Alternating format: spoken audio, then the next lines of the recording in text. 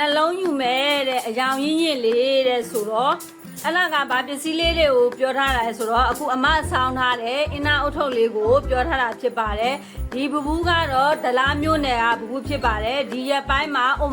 ဥမရာမီလေးတွားခြင်းလို့သမီးရေရနိုင်မလားဆိုတော့ရအောင်ပို့ပေးပါမယ်ရှင်ဒီရက်ပိုင်းမှာဒီလိုအုတ်ထုတ်လေးတွေပြန်ရမှာဖြစ်တဲ့အတွက်ကိုရအောင်ပို့ပေးပါမယ်ဘဘူးရဲ့အခုလိုမှာပေးတဲ့ဘဘူးကိုလည်းကျေးဇူးတင်ပါတယ်ဒီအုတ်ထုတ်လေးမှာကလေအားသာချက်၃မျိုးရှိတယ်နော်ပထမတစ်မျိုးကပုံစံလေးစမ်းတယ်ဒုတိယတစ်မျိုးကကြတော့အသားကောင်းတယ်တတိယတစ်မျိုးကြတော့ရှားပါတဲ့အိုးထုတ်လေးဖြစ်တယ်နော်ဒါကြောင့်မို့လို့ဝယ်တဲ့သူတွေကဒီဇိုင်းတစ်လဲစမ်းကိုစောင်းရမယ်အသားကောင်းကောင်းလေးကိုအမဆိုလို့ရှိရင်ဒီအိုးထုတ်ကိုတစ်နေ့ကုန်ပေါင်းထားတာတဲလေးတို့ဘာဖြစ်လို့လဲဆိုတော့ပူမန်းလည်းမသိဘူးခေါင်းပေါ်မှာရှိမှန်းတော့မသိဘူးအဲ့တော့အမရမ်းကြိုက်တယ်အိမ်တိုင်းမှာဒီအိုးထုတ်လေးတစ်လုံးကတော့လေအင်းနာဆောင်းတဲ့သူပဲဖြစ်ဖြစ်မဆောင်းတဲ့သူပဲဖြစ်ဖြစ်အိမ်တိုင်းမှာ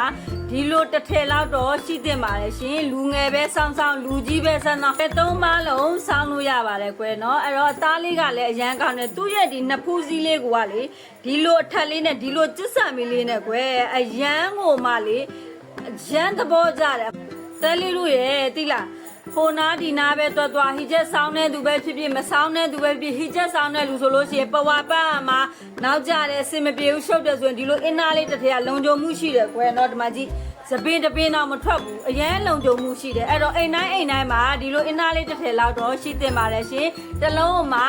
2500ပါဆက်သွယ်ခြင်းတော့အမရဲ့ဖုန်းနံပါတ်399699419542ကိုဟယ်လိုလုပ်ပြီးတော့မှာလို့ရပါတယ်ရှင်ကျေးဇူးတင်ပါတယ်